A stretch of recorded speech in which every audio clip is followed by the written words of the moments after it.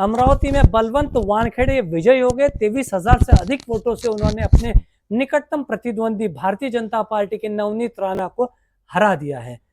ऐसा लग रहा था कि मुकाबला बहुत रोचक और एक तरफा नहीं होगा, लेकिन 23,000 से जीतकर उन्होंने कांग्रेस ने अपनी एक बहुत अच्छी यहाँ से विनिंग दिखा दी है। और विदर्भ से 5 सीटों पर अकेले कांग्रेस ने जीत हासिल की है। वही वही 2 सीटों पर और दो सीटों पर बीजेपी और एक सीट पर शिंदे की शिवसेना ने अपनी विजय किया। 7-3 का ऐसा रेशो चला है। 2 सीटों में से एक जो सीट है वो जीती है उद्धव ठाकरे की शिवसेना ने, और एक शरद पवार की तुतारी ने भी एक सीट जीती है। तो ओवरऑल अगर हम देखें और जिस तरीके से देशव्यापी अगर हम देखें तो 293 सीटों पर ही एनडीए का कुनबा सिमट चुका है और भारतीय जनता पार्टी अपने बलबूते पर 240 सीटें अब तक ले पाई है। तो कहीं ना कहीं एनडीए को बहुमत मिला है, लेकिन भारतीय जनता पार्टी अपना उस बहुमत के जादुई आंकड़े को खुद छूने में नाकामयाब हुई है। कैसे देखते हैं आप? आता जवळपास टेंटेटिव्हपणे सर्वच निकाल अतिशय अंतिम टप्प्यामध्ये निकाल आलेले आहे. पण विदर्भामध्ये 10 पैकी 8 जागेंवर 10 पैकी 7 जागेंवर महाविकास आघाडीने विजय मिळवला. त्याच्यामध्ये 5 ठिकाणी काँग्रेसचा विजय झालेला आहे. आणि म्हणून एकंदरीत आपण असं पाहिलं की नागपूरची जी सीट होती, नागपूर सीट नितीन गडकरी साहेबांची सीट येणे अपेक्षित होतेच. आणि विदर्भामध्ये काँग्रेसचा जो म्हणजे पूर्वीचा गड होता की विदर्भ हा काँग्रेसचा गड आहे, आणि एक जुनी आठवण आता खऱ्या अर्थानं यायला लागली आहे की खरोखर हा विदर्भामध्ये काँग्रेस किती ताकदवान आहे आणि काँग्रेसचा जो गड आहे तो गड राखण्यामध्ये काँग्रेस यशस्वी झालेली आहे. आणि 5 सीटा म्हणजे मागल्या वेळेस आपण असं पाहिलं की विदर्भामध्ये एक सीट होती काँग्रेसची आणि महाराष्ट्रामध्ये एक, म्हणजे विदर्भाची एक सीट होती जी महाराष्ट्रामध्ये होती. म्हणजे 41 सीटा जवळपास एनडीएच्या होत्या आणि आपल्या महाविकास आघाडी सीटा या फक्त त्याच्यामध्ये कांग्रेसची एक सीट आणि शरद पवार साहेबांच्या 6 सीटा होत्या. देखिए अभी जो राहुल गांधी जी की प्रेस कॉन्फ्रेंस हुई है, उन्होंने ये चीज कहा है कि हम अपने अलायंस से बात करके आगे सरकार बनाना या नहीं बनाना उस पर विचार कल करेंगे। आपको लगता है कि कांग्रेस या इंडी गठबंधन इस पोजीशन में है कि वो अपनी सरकार बना सके? नाही, आता एकंदरीत आपण असं पाहिलं की भारतीय जनता पार्टीच्या मागच्या लोकसभेमध्ये 303 सीट्स होत्या. यावेळेस तो जो फिगर आहे तो जवळपास 242 पर्यंत आलेला आहे. आणि म्हणजे यावेळेस Bharatiya Janata party largest party जरी असेल तरी ती ते आपल्या 272च्या जादुई आकड्यापासून जवळपास 30 सीट दूर आहे. म्हणजे एकीकडे आपण असं पाहिलं की 60 सीटा काँग्रेसच्या, 60 सीटा भारतीय जनता पार्टीच्या कमी झाल्या, आणि दुसरीकडे आपण असं पाहिलं की जवळपास 242 जागा या आपल्या इंडिया आघाडीच्या आहे आणि 295 जागा या इंडिया आघाडीच्या आहे. आपण 295 नाही, इंडिया आघाडीचे 295 म्हणजे एनडीएच्या 295 आहे आणि इंडिया आघाडीच्या जागा 242 आहे. मग आपण असं पाहिलं की जो 60 सीटाचा जो डिफरन्स होता की 232 सीट के आसपास 232 आणि 292, म्हणजे भारतीय जनता पार्टीच्या 60 सीट कमी झाल्या आणि आता या 232 आणि 292 मध्ये 60 सीटाचा डिफरन्स आहे. दोन्हीकडे 60 आलेला आहे. आणि म्हणून एनडीए सोबत जे घटक दल जुळलेले आहे ते 292 पर्यंत आहे. पण भारतीय जनता पार्टी आपली 272च्या लार्जेस्ट फिगर पर्यंत पोहोचलेली नाही आहे. त्या म्हणजे आता जो अंतिम टप्प्यामध्ये सगळ्या निवडणुकीचे निकाल लागत आहे. याचा अर्थ असा आहे की एनडीए मध्ये जे घटक पक्ष आहेत, एनडीएच्या एखाद्या 1-2 घटक पक्षांनी असं म्हटलं की आम्हाला हे प्रधानमंत्री मान्य नाही किंवा आम्हाला एनडीएच्या आम्हाला सोबत राहायचं नाही, तर त्या ठिकाणी जो फिगर आहे तो फिगर कमी होऊ शकतो. हा एनडीएचा फिगर आहे 292. आणि दुसरं आपण बोलत 232 जागा जसं इंडिया आघाडीची आहे, तर 232 साठी आपल्याला 40 जागांची आपल्याला आवश्यकता आहे. त्याच्यामध्ये जे म्हणजे जगमोहन रेड्डींचा जो पक्ष असेल किंवा आता नितीश कुमार सध्या सध्या आपण कन्फ्युजन मध्ये पाहत आहे. तर अशा परिस्थितीमध्ये फक्त इंडिया आघाडीला जर सरकार बनवायचं असेल तर खूप मोठ्या प्रमाणामध्ये तडजोड करावं लागेल. नाही तर मग इंडिया एनडीएचं जे 292चं जे फिगर आहे, तो 292चा फिगर तर ऍक्च्युली एनडीए जवळ आहेच. पण त्याच्यातले जोपर्यंत आता 25 ते 30 खासदार एनडीए आघाडीमधले आघाडीमध्ये म्हणजे त्या एनडीए आघाडीतून बाहेर निघत नाही, तोपर्यंत इंडिया आघाडी सत्ता बनू शकेल असं मला वाटत नाही. पण इंडिया आघाडी सत्ता बनवायची असेल तर तडजोड खूप मोठ्या प्रमाणामध्ये तडजोड करावं लागेल. आणि हेच राहुल गांधींनी आणि खरगे साहेबांनी जे आता पत्रकार परिषद घेतली त्यांनी हेच सांगितलं की उद्या इंडिया आघाडीची जी बैठक आहे त्या इंडिया आघाडीच्या बैठकीमध्ये आम्ही ठरवू की आम्हाला निश्चित पुढे काय करायचं आहे या विषयावर. क्या लगता है आपको कि कुछ ऐसी संभावना आपको नजर आती है कि नहीं, अब कहीं ना कहीं से तोड़जोड़ करके भी बना ली जाए? राजकारणात काही शक्य आहे. राजकारणामध्ये काही शक्य आहे. राजकारणामध्ये काही होऊ शकते. म्हणजे आपण अनेक वेळा राजकारणामधले आपण उदाहरण असे पाहिले. आपण महाराष्ट्राच्याच राजकारणामध्ये आपण कसं कसं पाहिलंय. एका दिवसाचं सरकार बनलं, सकाळी 7 वाजता शपथविधी झाला, 2 दिवसानंतर रिझाईन झाला, मग त्याच्यानंतर पुन्हा सरकार बनलं. एवढी मोठी शिवसेना महाराष्ट्रामध्ये तुटली. शरद पवारांचा राष्ट्रवादी काँग्रेस पक्ष फुटला. म्हणजे राजकारणामध्ये काही होऊ शकतं. राजकारणात वेळोवेळी कशा पद्धतीने त्या सिच्युएशन तयार होतात त्या दृष्टीने आज काही सांगता येणार नाही, पण राजकारणामध्ये काही शक्य आहे. और हमारे साथ चंदू जी सजोतिया जुड़ गए हैं.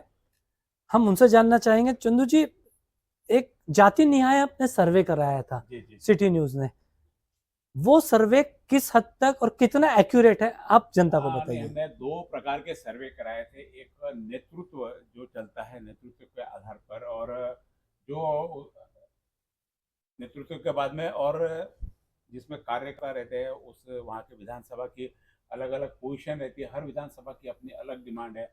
हर विधानसभा में जातिगत समीकरण अलग है. हर विधानसभा में वहाँ के जो नेतृत्व क्षमता है, वहाँ के कार्यकर्ता, उनकी सबके अलग. एक वो सर्वे कराया था.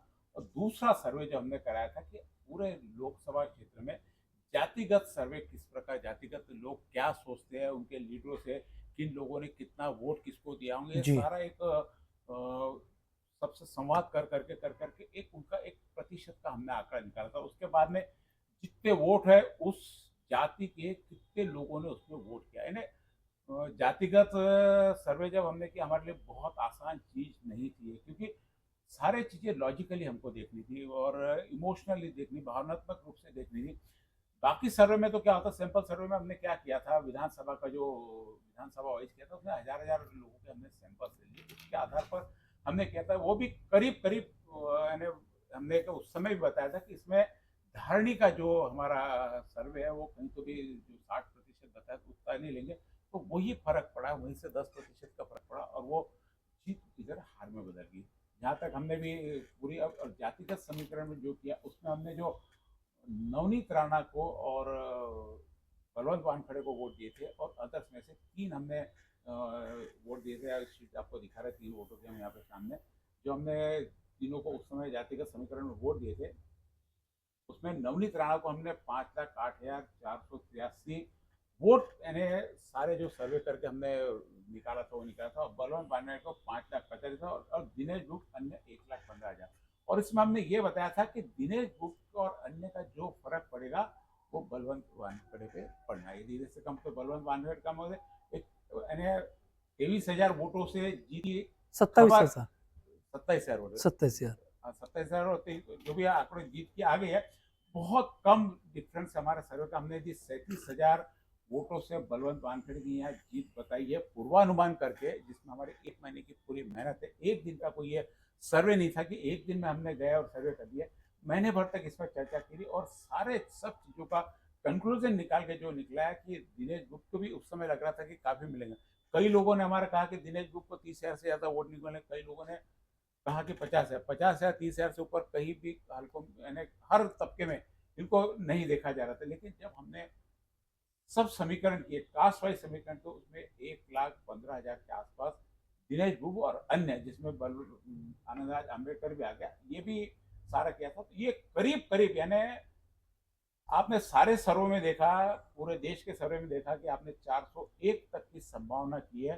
वो 300 पे आ रही है, यानी 300 भी अभी तक क्रॉस नहीं कर पाया। 25% सर्वे वो एजेंसी जो करोड़ों रुपया खर्चा करती है और अपना एक ओपिनियन देती है, ओपिनियन पोल देती है, सारा का सारा सर्वे फेल हो रहा है। वहीं एक हमारा स्थानीय, हमने सारे लोग इसमें स्थानीय थे, हमने कहीं प्रोफेशनल इसमें लोगों को नहीं दिया, उसमें हमने 1,15,000 अन्य, 5,45,000 ये, 5,08,000 नवनीत राणा के बारे में विशेष है कि 5,08,000 में जो विधानसभा के अनुसार सर्वे किया था उसमें भी उतना ही उसको वोट मिल रहा था।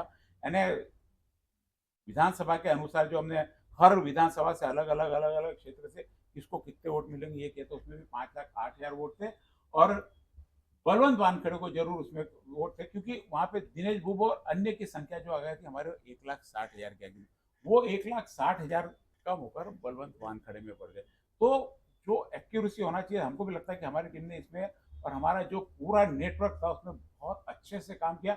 इतना परफेक्शन, यानी ठीक है शब्द टू शब्द नहीं मिला, हम 37,000 बता रहे, आपने बताया कि 27,000 वोटों से उनकर सीट आती है, तो मुझे नहीं लगता कि इतना एक्यूरेट, तो मुझे लगता है बहुत परफेक्ट एक्यूरेसी के साथ हुआ है।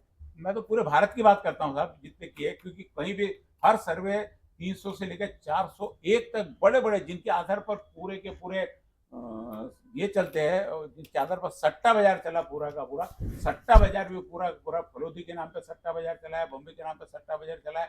हमने भी हमारे यहाँ पे एनडीए को 300 से ऊपर सीटें कभी नहीं बताई, लेकिन वही है कि सारे लोगों के जब सर्वे आते हैं कि 400 मिल रही, तो हमको लगता है कहीं हम तो नहीं हुए, तो हमारा 300 का जो आंकड़ा रहता है वो कहीं दबता हुआ नजर आता है। ये भी कई लोगों ने इसको, यानी जहाँ पे हमने कई लोगों से डिस्कशन की, वो तो डिस्कशन हमारी रही बराबर, यहाँ पे लोगों ने भी उसको एक्सेप्ट किया। हर पार्टी के लोगों से, हमने युवा स्वाभिमान के पार्टी से भी किया, कांग्रेस से भी किया, शिवसेना से किया, भाजपा वालों से भी किया, यानी ऑन कैमरा उन्होंने बताया कि नहीं यहाँ, लेकिन कैमरे के बाहर जब हमारे साथ में बैठे तो उन्होंने कहा कि ये बहुत सही है, 5-10 हजार का ऊपर नीचे हो सकता है, लेकिन परफेक्शन ये चीज, कई लोगों ने इनकार भी किया तो कि नहीं ऐसा नहीं हो सकता, लेकिन ये तय है कि अमरावती लोकसभा में विकास, कार्यकर्ता और नेता, इन सब से ऊपर हटकर जो जातिगत समीकरण वो यहाँ पर बहुत ज्यादा सटीक रूप से बैठा। आने वाले विधानसभा में भी निश्चित रूप से कोई 3 महीने में बहुत सारी चीजें नहीं बदल जाती। जो हिंदुत्व का पूरा मुद्दा चला, हनुमान चालीसा का मुद्दा चला, प्रदीप मिश्रा की यहाँ पे कथा हुई कि जिसके कारण लग रहा था कि 1,00,000-1.5 लाख वोट का फर्क पड़ जाएगा, कहीं पर भी वह वोटों में परिवर्तित होते हुए नहीं दिखाई दिया। सारा का सारा जो वोट था जातिगत समीकरण और जो पोलराइजेशन बीजेपी सरकार ने किया, उसका इम्पैक्ट जो अदर्स लोग थे वो यूनाइटेड हो गए और हिंदुत्व बिखर गया। इसके आधार पर यदि हिंदुत्व वोटों की कल्पना करें तो जो बौद्ध वोट और ये दोनों के वोट कुछ 5-5 लाख थे, बाकी 13 लाख वोट पूरे हिंदुत्व के आधार पे, तो वो भी वोट का बंटवारा हुआ ही है। ये वोटों का बंटवारा जाति का समीकरण गया। हाँ, यदि विकास के मुद्दों पे चुनाव लड़ा जाता, कार्यकर्ताओं के साथ में चुनाव लड़ा जाता, तो निश्चित रूप से जो ये 23,000 का फर्क है, पलट के 23,000 बढ़ सकता। 23 आप 27 बता रहे, कहीं से हमको 23 की सूचना मिली। अधिकृत आंकड़ा अभी भी अंदर से बाहर वापस आने का है, क्योंकि कहीं तो भी उनके अंदर भी रिकाउंटिंग के लिए बात चल रही है। रिकाउंटिंग होती है, वापस ये तो नहीं होती। रिकाउंटिंग में कहीं कोई ऐसा लगता है कि आंकड़ा ऊपर नीचे हो गया, तो कुछ 19,000 वोट से इसमें आगे है वॉशिंग में, और 4-4.5 हजार वोट बैलेट पेपर के जो थे वो इसके फेवर में गए जी बलवंत वानखेड़े। अभी अगर आप देखेंगे, राहुल गांधी ने बात कही है कि उन्होंने इनकार नहीं किया कि भाई वो सरकार बनाएंगे नहीं बनाएंगे, उससे इनकार नहीं किया। उन्होंने कहा कि हम अकेले फैसला नहीं लेंगे, कल बैठक लेंगे उनके जो उनके साथी दल है उनके। पर क्या लगता है आपको कि अब एक तोड़फोड़ की राजनीति 1990 और 92 का फिर से हमको देखने मिल सकता है? नहीं, 1992-90 की वो स्थिति इसलिए नहीं आ सकती कि प्रस्तावित सरकार है, सरकार के साथ में सारा प्रशासन तंत्र है, और इनको दबाव तंत्र लेकर सरकार किस प्रकार से चलाना ये बहुत अच्छे से आता है। क्योंकि अभी तक हमने इतने सालों में कांग्रेस की भी सरकार देखी, कहीं पर भी बहुत ज्यादा अतिरिक्त दबाव लाकर, लोगों को तकलीफ देकर, सब एक वन साइड चक्कर, ऐसी सरकार नहीं चली। और ये सारे सभी का देखा हमने कि 2 मुख्यमंत्री को अंदर कर दिए, आप वाले सारे लीडर वहां पे अंदर है, सब चीजों का यानी इलेक्शन के सामने करना उनका सारा नहीं, लेकिन फिर भी आम आदमी पार्टी उतना परफॉर्मेंस नहीं कर पाई जैसा। वो अपनी बात अलग है, लेकिन उसका फर्क पूरे देश पर पड़ा। जी वहां पे यदि भले आम आदमी पार्टी हारी होगी, लेकिन उसका असर क्योंकि क्या होता, वहां वाले लोगों को पता होता कि किस प्रकार का अरविंद केजरीवाल का व्यवहार क्या करना चाहिए, क्या करना, वहां के लोगों की आवश्यकता, वहां के लोगों की जरूरत है। जैसे अमरावती का बता रहे हैं हम कि पूरे देश की बात अलग है, अमरावती में जबकि बीजेपी की पूरी लहर है, नवनीत राणा का बहुत अच्छा यहाँ पे जनसंपर्क है, उसके बावजूद यदि नवनीत राणा यहाँ हारती तो निश्चित रूप से कि आखिर क्या करना चाहिए जीत के आने के लिए। यदि नवनीत राणा सरीखी उम्मीदवार जिनका जनसंपर्क रहा है, ऊपर बीजेपी से बहुत अच्छे संपर्क रहे, संसद में लगातार हमने उनको हमारे चैनल के माध्यम से भी प्रश्नोत्तर करते हुए दिखा, एक एक्टिव खासदार, पूरे इंडिया की बात कर रहा हूँ, अमरावती की बात नहीं कर रहा, लेकिन कुछ जो स्थानीय समस्या रहते हैं हम उसको इग्नोर कर देते और सारा राष्ट्रीय पॉलिसी पे चलते।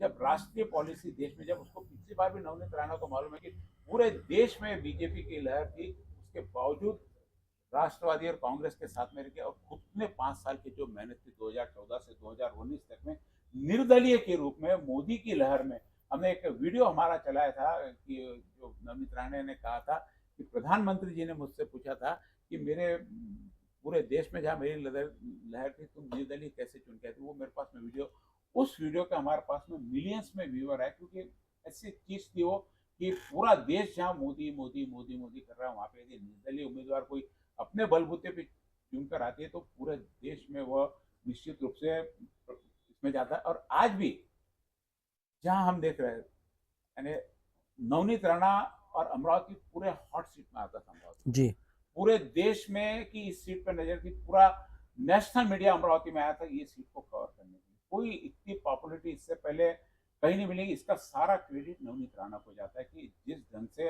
अमरावती को पूरे देश में एक्सपोज किया। इस चीज से हम इनकार नहीं, आज हार गए ठीक है, लेकिन जो उनका एक्सपोजर उन्होंने पूरे किया, चाहे वो हनुमान चालीसा के लिए हो, चाहे उद्धव ठाकरे को उसने विरोध करके हो, चाहे अपने विवादित बयानों के वजह से, उन्होंने एक कहीं तो भी एक राष्ट्रीय स्तर पर अपनी इमेज बना ली। और हमने देखा कि जब चुनाव हो गया तो उसके बाद में बीजेपी ने उनको प्रचार के लिए भी बहुत जगह उनका उपयोग किया, और शायद अभी भी बीजेपी प्रचार के लिए उनको, क्योंकि अभी विधानसभा भी यहाँ पे आगे चुनाव होने वाली है।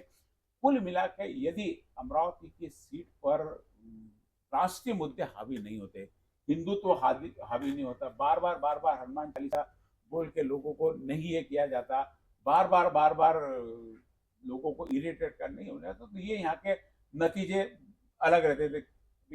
वो कह के गए कि भाई बहुत बड़ा लॉस हो गया है, ऐसे ऐसे कोई लॉस नहीं, हर आदमी को अपना अपना मौका रहता। तो पता नहीं बलवंत वानखेड़े किस ढंग से आगे प्रस्तुत हो सकता और बेटर परफॉर्म कर सकता। जी बिल्कुल। हम जिस तक काम नहीं देख पाते, हमको जब तक कांग्रेस से जब तक लगता था कि कोई दूसरा पर्याय नहीं है, जी इनके अलावा कौन बने, लेकिन जैसी पर्याय हटे बहुत अच्छे पर्याय सामने आते गए और बहुत अच्छे से संचालन भी हुआ। आज देखते कि हमने 400 पार तक की बात करे, इतनी भी ताकत किसी बात करना, क्योंकि हमने देखा इसे इंडिया गठबंधन ने कहीं पे 400 पार की बात नहीं की, वो बहुमत से थोड़ा सा आगे, भाई हमको 272 चाहिए, 295 तक आ जाएंगे, इसके ऊपर की बात नहीं की, लेकिन उन्होंने 400 पार की बात की। और जो सारा का सारा अभी तक सर्वे चल रहा था, सर्वे जिस ढंग से बताया जा रहा था कि 401 सीट आ रही, तो ये एक लोगों में एक पूरा पूरा भ्रम फैल रहा था कि भाई सीटें तो नहीं आ रही, पब्लिक जान रही थी, क्योंकि अभी पब्लिक जान रही कि सीटें इतनी नहीं आ रही, लेकिन ईवीएम का उन्होंने इतना ये कर दिया के माध्यम से, सर्वे के माध्यम से, कि भाई यदि 400 सीटें आती तो ये पहले बोलेंगे हमने नहीं, तो ईवीएम सारा सर्वे बता रहा था, तो ईवीएम पे ठीकरा ना पड़े, तो ईवीएम पे ठीकरा शायद मेरे को नहीं लगता कि अब कोई भी पूरे देश में से कहीं पे भी ईवीएम के ऊपर कहीं पे भी नजरें उठाई जाएंगी या कुछ बोला जाएगा। एक वो जो रोना होता था कि हम हार गए, तो ईवीएम शायद मुझे नहीं लगता कि 231 पे बढ़त पाने के बाद में, क्योंकि इन्होंने भी, कोई विपक्ष ने भी बहुत ज्यादा, मुझे नहीं लगता कि ठीक है संगठन एक हो गया, लेकिन जिस ढंग से इन्होंने उसका प्रेजेंटेशन करना चाहिए था पूरे देश में, हमको नहीं लगता। लेकिन अंदर से ग्राउंड में जब हम लोग घूमते हैं तो मोदी के सारे खिलाफ में बात करते कि मोदी नहीं चाहिए। ऐसा नहीं है कि कोई विशेष समुदाय करता, हर व्यक्ति कहीं तो भी मैं पने से इरिटेट हो गया कि मैं, और हमेशा उन्होंने जब चर्चा में कहा कि यहाँ तक कि हर चीज के लिए मोदी की गारंटी शब्द यूज करना चालू कर दिया, मोदी की गारंटी शब्द यूज करना चालू किया, कहीं भाजपा और कार्यकर्ता से नहीं है। जहाँ पे भी वोट मांगते मोदी के नाम पे वोट मांगते थे। और जैसे माधव पांडे भी जब बैठे थे यहाँ पे तो उन्होंने कहा कि मोदी ने तो अपने आंख पे लिए, लोगों ने भी अपने जो कार्य थे सारे के सारे उनके आंख पे डाल दिए कि नहीं भाई आप ही करो, आप ही करो, आप ही करो। जितनी सभा ली, कितनी सभा ली पिछले बार से? 9 और 33 महाराष्ट्र में 19 वैसे पूरे 207 सभाएं उन्होंने- 19 में 9 सभा लिया था और 24 में 30 सभा लिया है। जी, जहां जहां मोदी जी ने सभा लिया, रोड शो फेल हो गया यहाँ बॉम्बे पे का, सभा ली थी हमारे यहाँ बोजरी में, तीवसा में, तलेगांव में। तलेगांव में सभा ली थी। 2 इसके लिए थी, नवनीत राणा के लिए और तड़स के लिए, तड़स के लिए। और दोनों ही हार गए। दोनों जहां जहां मोदी जी ने सभा क्या ली ऐसा है, लगता है कि मोदी का जादू अब सिफर होते जा रहा है दिन ब दिन? जादू नहीं बोल सकते, जो भ्रम था लोगों का कि मोदी सब कुछ कर सकता है, वो हम लोगों का टूटता हुआ नजर आ रहा है। नहीं, लेकिन अगर हम देखिए दो चीजें इसमें, जादू होता तो देखो, देखिए काम भ्रम करके दिखाया टूटता, जाता। मुझे लगता भ्रम टूटता तो ये बहुत बुरी तरीके से हारते थे। हारा नहीं है, देखिए एनडीए गठबंधन भ्रम हारा यानी नहीं है। देखिए, भ्रम टूटता। क्वेश्चन ये, कई लोग जो उसको आज भी फॉलो करते हैं, सबसे बड़ा यानी हम लोग नहीं मानते। नहीं, आपने एक बात कही है, आपने एक बात कही है, आपने देखिए चंदू जी, आपने एक बात कही, हाँ। आपने एक बात कही कि कैंडिडेट्स ने भी और जो बाकी के लोगों ने भी सब मोदी के ऊपर डाल दिया जी, कि कहीं ना कहीं वो मोदी के भरोसे बैठ गए, जी, खुद को जी, इन्होंने आप तो निश्चिंत हो गए। तो जैसे इससे पहले देखिए कांग्रेस वाले की सरकार हाँ। तो हमारी, यानी उन्होंने जनता की तो तरफ वही से हो इग्नोर गया करना चालू कर कि दिया। ये जिस तरीके से यदि यहाँ या कैंडिडेट या यहाँ की लोकल बॉडी कहीं कर भी जी, अगर वो अपने मन से या फिर जी, जी, जी। और दौड़ती तो शायद नतीजे कुछ और हो नतीजे सकते थे। कुछ और, निश्चित नाही, रूप से। मी तर याला हार म्हणेल. त्याचं कारण असं होतं की निवडणुकीच्या पूर्वी असं पाहिलं होतं की अब की बार 400 पार. आणि एखाद्या एखाद्या व्यक्तीला जेव्हा एखाद्या विषयावर कॉन्फिडन्स असतो, त्या कॉन्फिडन्समध्ये तो मला म्हणतो की आता मला 100 किलोमीटर धावायचा, म्हणजे त्याची धावण्याची तिथपर्यंत त्याची जी कॅपॅसिटी आहे ती कॅपॅसिटी तयार होऊन जाते. आणि मग 400 पार म्हणजे अब की बार 400 पार हा नारा संपूर्ण देशामध्ये प्रत्येक वेळेस प्रचारामध्ये आला. मध्ये मध्ये देशाची एकंदरीत जी परिस्थिती पाहून तो नारा मध्ये थांबला आणि पुन्हा चौथ्या आणि म्हणजे 5व्या 6व्या आणि 7व्या चरणाच्या निवडणुकीच्या प्रचारामध्ये पुन्हा तो नारा आला. मग 400 पार, मग 400 पारचा जो नारा आपण पाहिला तो डायरेक्ट 240 वर थांबला आहे. म्हणजे 240 ठिकाणी सध्याच आपल्याला भारतीय जनता पार्टीचे उमेदवार आपल्याला निवडून येताना दिसत आहे. म्हणजे 400 पारचा नारा तर वेगळाच राहिला, पण 2019च्या निवडणुकीपेक्षाही आता सध्यामध्ये भारतीय जनता पार्टीला 60 जागा कमी मिळाल्या. म्हणजे एक प्रकारचा म्हणजे आपण ते 200 303 आणि तो 240चा विषयच नाहीये. डायरेक्ट आपण 400 वरून आलो, डायरेक्ट मग 240 वर थांबलो. म्हणजे 160 विषयाचा 400 का था वो एनडीए का था, समझ लीजिए वो 370 कह रहे थे, 300 लगभग 130 सीटें उनके हिसाब से और पिछली बार के हिसाब से लगभग 60 सीटें. हो ना, 60 म्हणजे तरी आपण तरी 105 सीटांना सध्या मागे आजची जी आपण परिस्थिती पाहिली तर मी फक्त यासाठी बोलेल की सिटी न्यूजच्या सगळ्या दर्शकांना एक गोष्ट मी सांगू इच्छितो, महत्वाचा विषय आहे. सिटी न्यूज कसं विश्वसनीय एक तुम्हाला चॅनल तुम्हाला कसं दाखवतो. 2 दिवसापूर्वी सिटी न्यूजच्या सर्व्हेनी सिटी न्यूजच्या चॅनल्सनी जो सर्व्हे केला, तो जो सर्व्हे आहे तो सर्व्हे 99.99% कसा खरा मी तुम्हाला 5 मिनिटांमध्ये सांगणार आहे.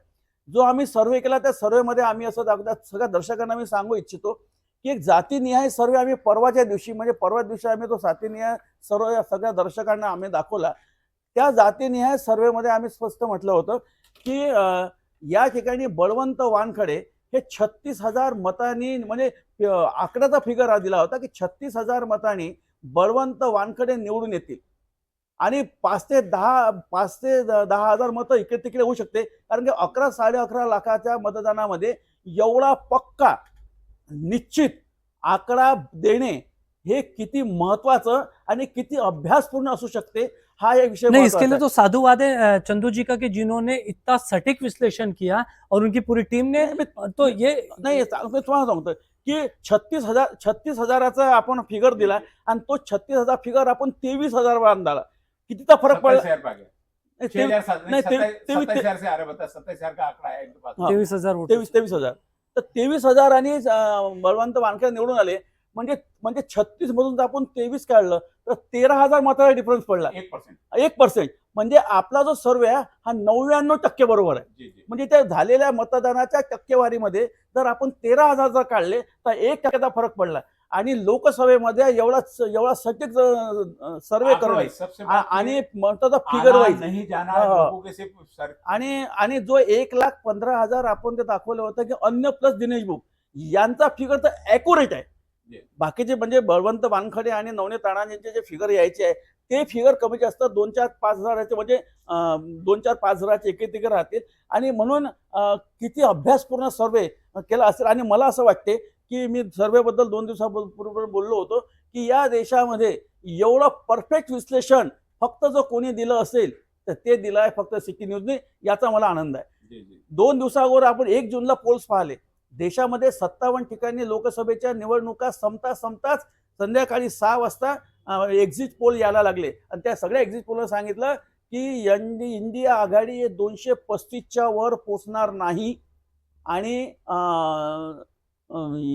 एनडीए आघाडी ही 350-400 वर पार करेल. आपण फरक पाहिला की इंडिया आघाडी 242 पर्यंत पोहोचले, 32 पर्यंत पोहोचलेली आहे. आणि ज्यांना 400 कई लोगों ने तो 400 दाखवला 113, आपण 110 ही बताया था हाँ, पूरे इंडिया आघाड़ी को। 110 पण काही और एक्झिट कांग्रेस पोल को 110 कोई भी 60 से ऊपर नाही. 60 से ऊपर एका कोई सर्वे मध्ये काँग्रेसला फक्त 45 दाखवला पण लेकिन तो त्या 45चा 100चा फिगर अगर देखा जाए तो सबसे बड़ा सेटबैक एनडीए को और खासकर बीजेपी को उत्तर प्रदेश, महाराष्ट्र जी, और महाराष्ट्र तो और जैसे राजस्थान। सबल था। नाही नाही देखो मोदींचा रथ जर कोण थांबवला असेल तर तो उत्तर प्रदेश आणि महाराष्ट्राने थांबवला. जी. म्हणजे उत्तर प्रदेशामध्ये 30 सीट कमी झाल्या आणि महाराष्ट्रामध्ये सुद्धा तेवढ्या सीट कमी जास्त नहीं, कमी जो झाल्या. हमने अभी चर्चा कर रहे थे कि जो मोदी सारा योगी का उत्तर प्रदेश का योगदान भुलाया नहीं जा सकता। योगी को भी इग्नोर करके योगी को भी बदलने की बात चल रही थी उत्तर प्रदेश से कि योगी को बदलना है। योगी को जब सभा में प्रचार के लिए जा रहे थे उनके फोटो नहीं है तो वो तो ठीक है, योगी था, उन्होंने पोस्टर्स अपने लगवाए। जहां स्थानीय कार्यकर्ता, मैंने इससे पहले भी चर्चा की कि यहाँ पे भी जब मोदी जी आए तो उन्होंने नवनीत राणा ने क्या किया उसकी उपलब्धियां नहीं है गिनाई। मैं मोदी की गारंटी, इन चीजों से बाहर वो नहीं उठे। और हर प्रदेश में यहाँ ठीक है, नवनीत राणा ने मोदी जी के सुर में सुर मिलाया, लेकिन शायद मेरे को लगता है योगी जी को ये बात सहन नहीं हुई कि मेरा भी योगदान कहीं ना कहीं इसमें होना चाहिए, क्योंकि यूपी की जो सीटें आई है निश्चित रूप से उसमें योगी का खुद का योगदान ज्यादा है, मोदी के भरोसे नहीं, योगी के भरोसे। और वहां के स्थानीय लोगों को यदि आप इग्नोर करते हो तो उसका सीधा सीधा यहाँ पे फर्क पड़ा। और महाराष्ट्र में भी क्या किया कि देवेंद्र फडणवीस ने 2 सरकारें अच्छे पार्टी को तोड़कर अपने तरफ पढ़ाया, और रिजल्ट के टाइम पे जब उनका फैसला आया तो किस प्रकार से दिया ये सारी जनता ने अपनी आंखों से देखा। तो उसका परिणाम कहीं ना कहीं मतदार के रूप में हमने यहाँ पे अभी इस लोकसभा के चुनाव में देखा है। नाही, पुलवामा मागच्या वेळी 2019च्या निवडणुकीमध्ये पुलवामा विषय चालला आणि असं अपेक्षित होतं की 2000 और अभी जो खबर आ रही है उसके हिसाब से मोदी अब कुछ ही देर में बीजेपी दिल्ली के बीजेपी मुख्यालय पहुंचने वाले और वहां जश्न मनाया जाएगा। और ऐसा लग रहा है कि एनडीए सरकार बनाएगी। जो हलचल जो दिल्ली में जो चल रहा है उससे ये समझ में आ रहा है कि Bharatiya Janata party national democratic alliance ये अभी सरकार बनाएगा, लेकिन अब वो सरकार में वो धार नहीं रहेगी जो समझ में आ रहा है, क्योंकि बीजेपी अपने बल पर बहुमत हासिल नहीं कर पाई है। उन्होंने नारा चलाया था बीजेपी कि पूरा कांग्रेस को खत्म कर देना है, कांग्रेस विरहित सरकार चाहिए, विपक्ष विरहित सरकार चाहिए। ये विपक्ष विरहित सरकार भी जनता ने, इस बार का मैं कहा कि ये चुनाव पूरा का पूरा है, ये जनता ने लड़ा है। विपक्ष भी यदि जितने एग्रेसिव में भाजपा ने कार्य किया, नरेंद्र मोदी ने काम किया, उतने ही विपक्ष के सारे लीडर मिलकर काम करते, ये भी आंकड़ा भी ये वापस उल्टा आंकड़ा पलट जाता था। क्योंकि मोदी की विरोधी लहर थी। मैं कहा कि आपने कहा कि मोदी की विरोधी लहर है तो इतनी सीटें क्यों आई, बराबर।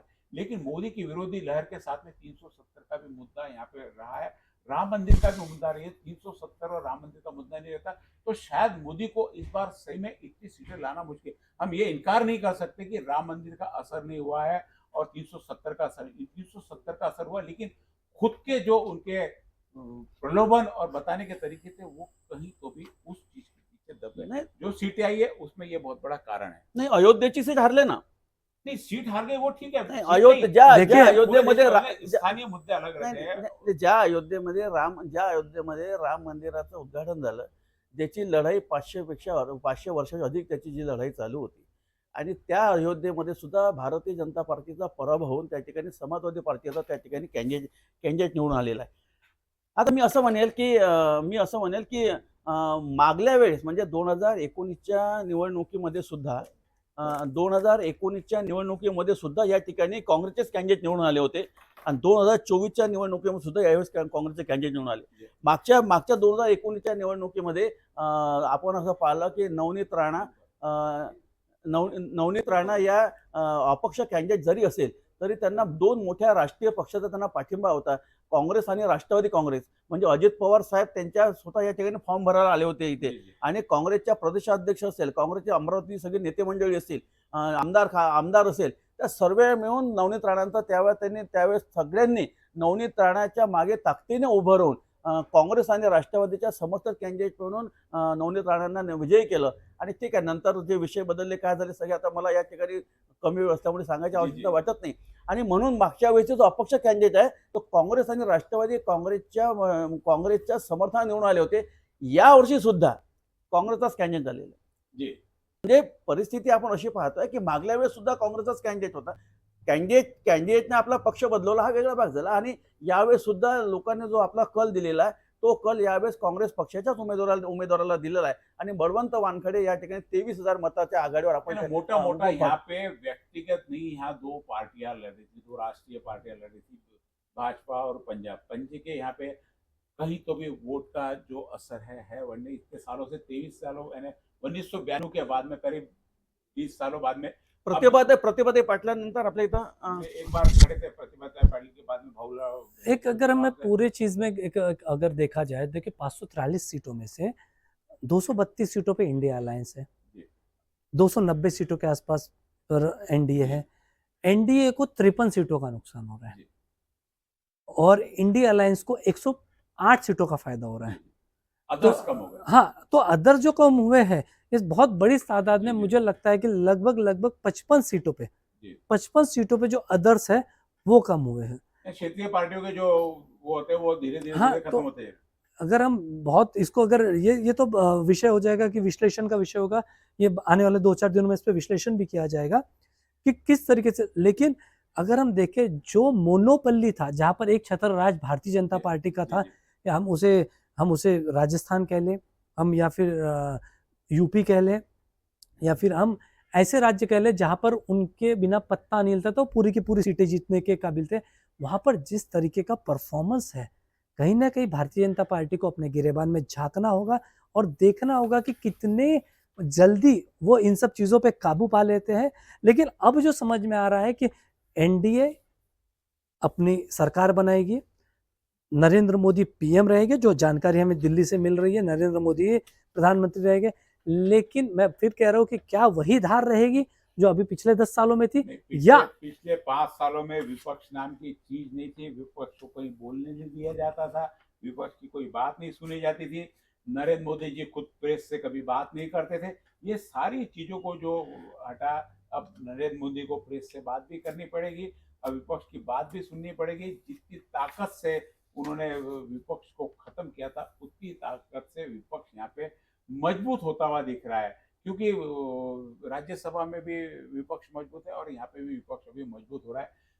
233 सीटें और 18 अदर हो सकता है कि हॉर्स ट्रेडिंग में वो शायद नहीं, उसमें कई ऐसे है ना, एमआईएम है जो एआईएमआईएम है, या फिर कुछ ऐसे जैसे अगर विशाल पाटिल की बात करें, सांगली वाले वो थे तो कांग्रेस के ना, टिकट नहीं मिला इसलिए वो रिबल होकर खड़े हुए. तो मुझे नहीं लगता वो बीजेपी की तरफ जाएंगे. नहीं, विरोधी पक्ष स्ट्रांग है. नहीं, ये जो अन्य की हम बात कर रहे हैं, अन्य में मुझे लगता है 235 से 250 तक अन्य चल जाएगी. 295च्या वर्ष 250 राहील.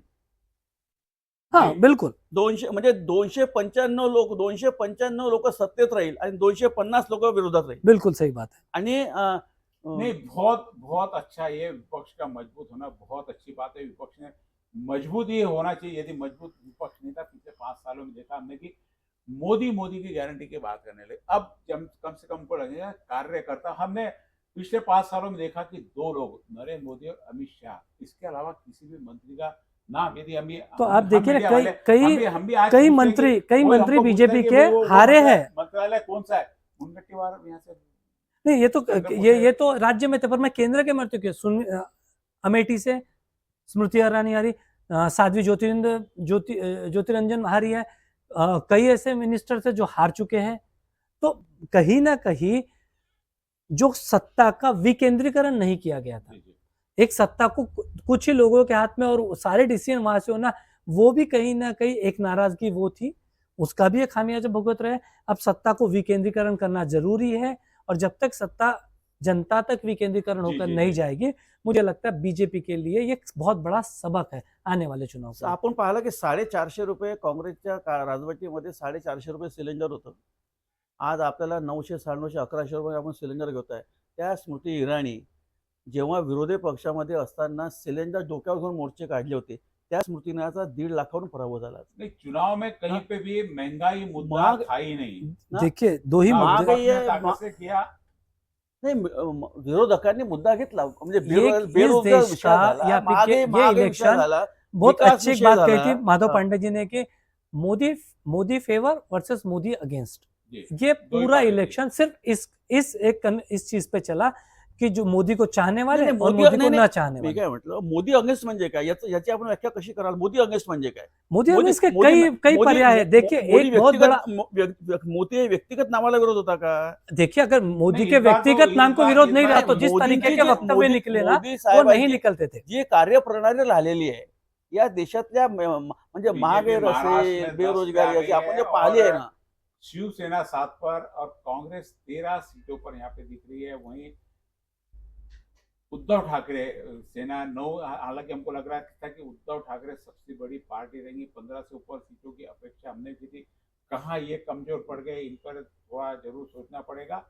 और एनसीपी शरद पवार, इनकी 7 सीटें, 13, 9, 29 सीटें और लगभग जो 22 एक और 7, इंडिपेंडेंट 29 और एक इंडिपेंडेंट जो विशाल विशाल पाटिल की विशाल 30 सीटें, 30 सीटों का दावा हमारे यहाँ से भी कई यहाँ पर पैनल्स ने किया था। आघाड़ी की लोग यहाँ पे चर्चा में 30 जाते जाते 30 सीटों का यहाँ पे दावा करके गए थे कि 30 सीटें, तो एक कितना सटीक दावा इनका यहाँ पे रहा। क्योंकि कहीं तो भी कल मिली चिमोटे भी यहाँ पे हमने चर्चा, उन्होंने पूरे देश का हमको पूरा बताया, पूरे देश में भी यहाँ पे होने के बाद में घूम के आए कि किस प्रकार वोट शिफ्टिंग हो रहा है। वोट जो शिफ्ट हो रहा है कहीं पे, जैसे बीएसपी यूपी में, यूएसपी में बीएसपी का वोट क्या है, निश्चित रूप से बीएसपी का वोट वो बीजेपी को तो नहीं गया हुआ, जो समाजवादी के तरफ कन्वर्ट हुआ या कांग्रेस के तरफ, और उसका रिजल्ट हमको चाहे जितनी सीट हो, जहां एक भी सीट की आशा नहीं की जाती थी, वहां से यदि सीट निकल कर आती, महाराष्ट्र को खैर बहुत पहले से ही संभव था कि महाराष्ट्र में बीजेपी को यहाँ पे धक्का बैठना है, और वो धक्का यहाँ पर बैठा। 30 सीटें, यानी यदि महाराष्ट्र की यदि लोकसभा बनाई जाए तो 30 सीटें उनके पास में बहुत बड़ा 2/3 बहुमत यहाँ पे हासिल है। पूरे देश में जहां अभी 400 पार की बात करती जा रही, 400 पार अब दूर हो गई, 320 सीटें यहाँ पर मिलती हुई नहीं दिखा। करीब करीब पूरे देश में चुनाव परिणाम करीब करीब आ चुके हैं। ठीक है, अधिकृत रूप से उनकी घोषणा होना बाकी है, क्योंकि जितना डाटा हमने देखा कि जब चुनाव भी हो रहे थे उसके डाटा 2-2 दिन बाद तक हमारे पास में, क्योंकि लास्ट जो पूरी फिटिंग रहती है, चेक करना और जीतने वाले को सर्टिफिकेट देना है, तो ये सारी प्रक्रिया में बहुत समय लगता है। तो और वो समय जितना लग रहा है इसलिए क्योंकि अमरावती की काउंटिंग करीब करीब 3 से 3:30 बजे पूरे के पूरे 20 के 20 राउंड पे पूरे के पूरे खत्म हो गए। लेकिन जो डाटा अपडेट करना है, अनधिकृत रूप से बीच में सूचना भी आ गई थी कि बलवंत वानेखड़े की विजय हो गई है और नवनीत राणा हार गई। तो ये भी उन्होंने भी युवा स्वाभिमान वाले भाजपा वालों ने भी स्वीकार कर लिया कि हमारी हार है। वो भी वहां से लोकशाही भवन में जहाँ पे चुनाव चला था वहां से निकल गए, तो उसपे से सबने अंदाजा लगा लिया कि। और एक बड़ा इंटरेस्टिंग आ रहा है बीड़ में कांटे का मुकाबला चल रहा है। जी। बीड़ में अब सोनऊ ने फिर से 2200 वोटों से आगे निकल गए और पंकजा मुंडे पीछे हो गए। अब सिर्फ 2 राउंड बचे हुए हैं। अब ये देखने लायक होगा कि 2 राउंड में क्या होता है, अन्यथा बीजेपी को अपना और एक किल्लेदार पंकजा मुंडे के तरफ से खोना पड़ेगा। लास्ट में जब ऐसी 30-30 की बात, और कांग्रेस की तो मैंने जब भी चर्चा की थी कि बीजेपी वाले जब बात करते थे यहाँ से कि हमारी 1.5 लाख 2 लाख से चुन के आएंगे, चुनाव के पहले तक, चुनाव के बाद में 1.5 लाख तक लीड आई, धीरे धीरे लीड उनके मुंह से सुनते 1,50,000 तक, बाद में 25,000, बाद में तो आखिरी में कहा कि कांटे की टक्कर है। कांटे की टक्कर जब आती है तो जो प्रस्तावित पार्टी है और जिनका बहुत, और मुझे नहीं लगता कि जितनी मेहनत इस बार युवा स्वाभिमान के दोनों आमदार खासदार ने की होंगी। अभी तो खैर बीजेपी में है, बीजेपी में कैंडिडेट बन के गई है। आमदार तो युवा स्वाभिमान पार्टी की ही थी, खासदार।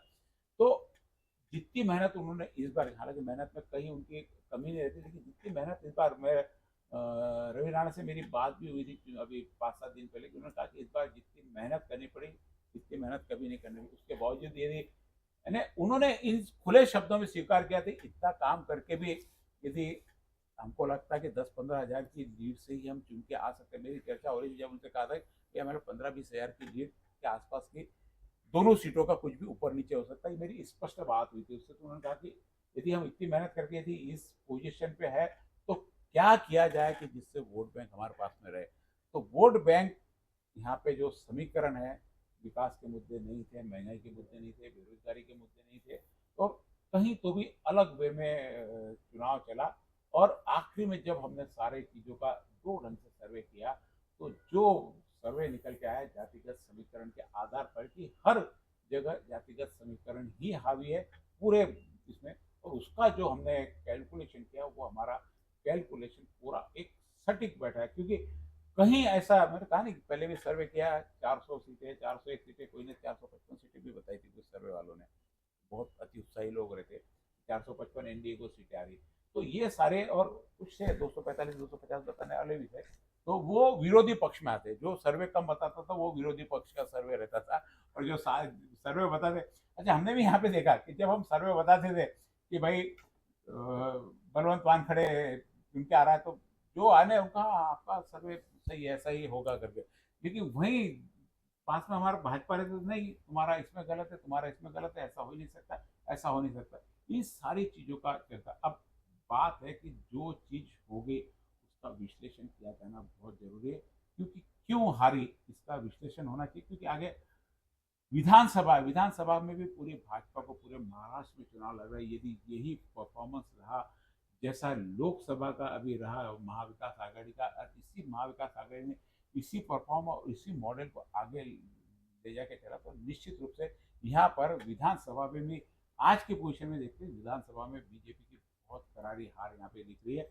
राष्ट्रवादी जो इनकी है अजित पवार की, वो करीब करीब खत्म होती हुई दिखाई। हो सकता है कि आगे जाके शरद पवार और अजित पवार वापस एक फुट हो जाए और बाद में ये कहे कि हमने अजित पवार को भाजपा को बर्बाद करने भेजा था, तो कोई अलग बात नहीं है, ऐसा भी हो सकता है। और वो बोल के उसको वापस ले आएंगे कि घड़ी रखना है घड़ी, तुतारी रखना है तुतारी, जो चुनाव चिन्ह रखना है। क्योंकि आखिर में कही जाता है कि अजित जो शरद पवार है वो राजनीति के कीड़े और राजनीति के बादशाह है, तो कोई भी गेम खेलते बहुत लंबा गेम खेलते।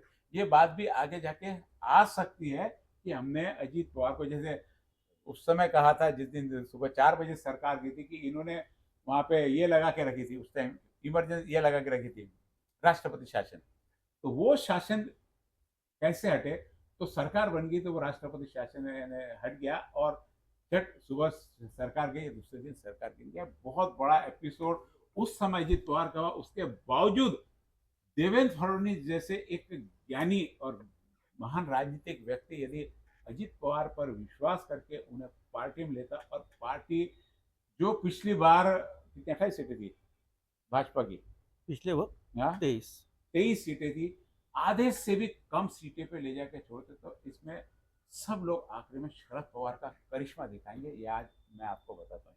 एक आपण पाहिला आहे की मागच्या 2019च्या निवडणुकीमध्ये राष्ट्रवादी काँग्रेसच्या सीटामध्ये काही फरक नाही पडला।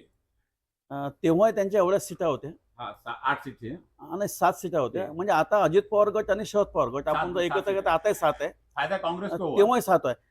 या निवडणुकीमध्ये आपण नहीं, अगर देखा है तो उद्धव ठाकरे और शिवसेना नहीं, उद्धव ठाकरे और हे पाहिलं इनको देखा है तो भी शिवसेना और बराबर है। 16 यानी 18 थी, 2 सीटें कम। हे आपण पाहिलं की सगळ्यात जास्त नुकसान महाराष्ट्रात तो झालं ते बीजेपी भारतीय जनता पार्टीला झालेलं आहे। के मुंह से कांग्रेस ने निवाला छीन लिया है। जी, बिल्कुल जनता सही है। पार्टीच्या 13 सीट कमी झाल्या, म्हणजे 12 सीट कमी झाल्या, आणि काँग्रेसच्या 12 सीट वाढल्या। जी जी, 2 मधला 12 तो डिफरन्स आहे। म्हणजे आपण असं एखाद्याचे 12 वाजले, नहीं, तो जो म्हणजे बीजेपी का हुआ वही फायदा उसको। हाँ, म्हणजे पिछले बार भी क्या हुआ, 16% वोट कांग्रेस को थे और 1 सीट थी, 23% हाँ। वोट जो इनको थे बीजेपी को थे, और उनकी ये अभी भी करीब 25% के ऊपर वोट शेयर उनका है। और देखिए अभी कांग्रेस का वोट अभी शेयर जो है 17-18%। बीजेपी मात्र महाराष्ट्र में 9 सीटें जीतती दिख रही है। जी बीजेपी महाराष्ट्र में सिर्फ 9 नाही, सीटें आता जीतती हुई आपण दिखाई दे रही आजचं है। जर कॅल्क्युलेशन पाहिलं तर भारतीय जनता पार्टीच्या 12 सीट कमी होताना दिसत आहे. 12 नहीं, अभी 14 सीटें कम हो रही है। आणि म्हणजे म्हणजे एवढ्या मोठ्या महाराष्ट्राच्या एवढ्या मोठ्या राजकारणामध्ये म्हणजे एकीकडे शिवसेना फुटले, दुसरीकडे शरद पवारचे काँग्रेस, राष्ट्रवादी काँग्रेस फुटले, एवढ्या सगळ्या लोकांना कलेक्ट करूनही एवढं मोठं नुकसान झालं. म्हणजे याच्यामध्ये आपण असं पाहिलं तर मग तो शिंदे गटाचा फायदा झाला. म्हणजे त्याचं कारण असं तर शिंदे 9 सीटाचा अपने भारतीय आप को जनता एक पार्टीचा नेता असेल, प्रस्थापित करने में सफल हुए। 9 सीटाचा भारतीय जनता पार्टीच्या असेल तर मग 6 सीटा शिंदे गटांच्या आहे. जी म्हणजे त्या तुलनेत आपण पाहिलं तर 75% ज्या सीट्स आहे त्या शिंदे गटाच्या फेवरनं आलेल्या आहे. म्हणजे जे भारतीय जनता पार्टीचं महाराष्ट्रामध्ये मोठं नुकसान झालं, याचं खऱ्या अर्थानं आत्मचिंतन करणं खूप गरजेचं आहे की महाराष्ट्राच्या राजकारणामध्ये दूसरी तरफ महाराष्ट्रातले यदि वोट जनता शेयर- आणि मतदार किती हुशार आहे वोट ते आपण शेयरिंग- दाखवलं आहे. वोट शेयरिंग देखा जाए, वोट शेयरिंग, तो बीजेपी यहाँ पे 26.45 वोट ले रही है अपनी 11 सीट में, और वहीं पे कांग्रेस 17.41 में 13 सीट ले रही है। यानी पिछले बार भी क्या था, मैंने बताया कि 16% कांग्रेस के पास में वोट था, तो मात्र एक सीट उसकी थी, और 23% वोट बीजेपी के पास था, तो उसकी सीट जो थी वो 23 बैठी थी। तो वोटों का डिफरेंस यदि जनता ने कितने लोगों को पसंद किया, पूरी जनता का हिसाब किया, तो दोनों के वोटों के इसमें बहुत फर्क आता है। लेकिन हमारे यहाँ सारा जो चलता है मुंडी का काम चलता है, मुंडी कितनी, यानी खासदार किसकी कितने बाद में। यहाँ बता रहा हूँ, कांग्रेस को यहाँ पे 17.38% शेयर है वोट का, और एनसीपी जो है, एनसीपी है ना अजित पवार की, मात्र 3.41% है, उसमें उनकी एक सीट आती हुई दिखाई दे रही है। और वहीं पे एनसीपी शरद पवार की इनकी 9.17 वोट है, उसमें इन्होंने 6 सीटें ली है। शिवसेना यूबीटी के पास में 17% शेयर है, 17% शेयर लेकर वोट का वो अपनी 10 सीटों पर यहाँ पे बढ़त है और करीब करीब चुन के आ रही है। और शिवसेना शिंदे गट का 13% वोट शेयर है, इसमें उनके पास में 6 सीटें। तो वोट प्रतिशत और पूरा का पूरा ये सारा सीटों का गणित, क्योंकि कोई 3 लाख वोट से चुन के आ रहा है, कोई 5,000 वोट से, तो 3 लाख से वोट से चुन के आ रहा है। अब जैसे पीयूष गोयल लाख वोटों से चुन के आया, तो उसका वोट शेयरिंग बढ़ गया, लेकिन सीट एक ही है।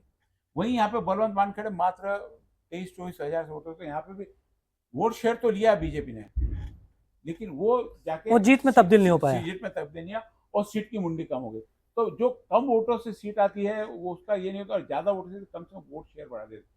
तो वोट शेयर के साथ में सीटों का भी कैलकुलेशन बहुत ज्यादा यहाँ पे महत्व रखता है। नाही, बरोबर आहे ना.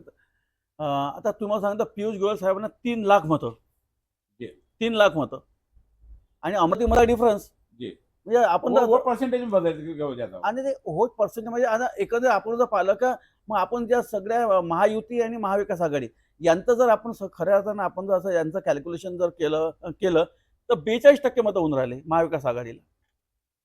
अभी तक यदि महाराष्ट्र की बात की जाए तो भारतीय जनता पार्टी 3 सीटों पे डिक्लेयर, यानी जिसको घोषित किया है वो 3 सीटों पे, और 7 सीटों पे अभी उसकी बढ़त चल रही है।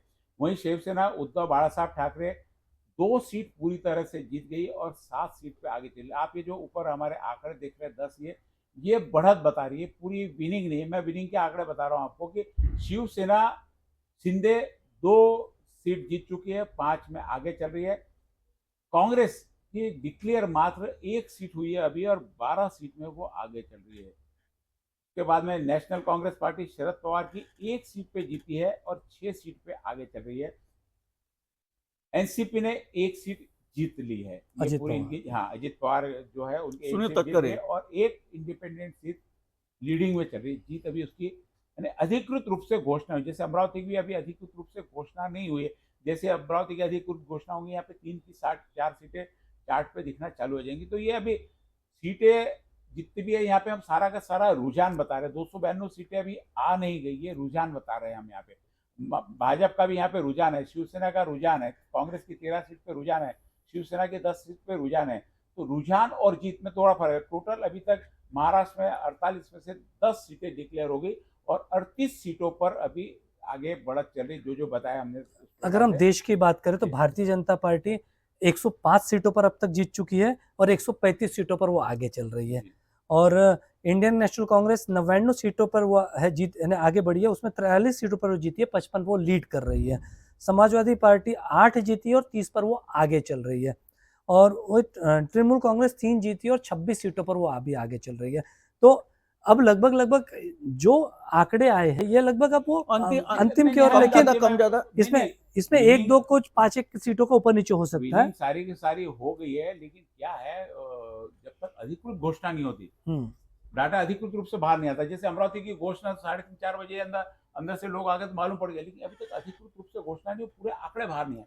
पूरे आंकड़े जब तक डाटा उसमें अपलोड नहीं होगा, कितने वोट मिले उनको, किसको कितने मिले, ये तय नहीं होगा। तो ये पूरे महाराष्ट्र का डाटा है। गडकरी भी 1,37,000 वोटों से चुनकर आए, जहाँ की बहुत मुश्किल काम बीच में जाने वाला हो गया था।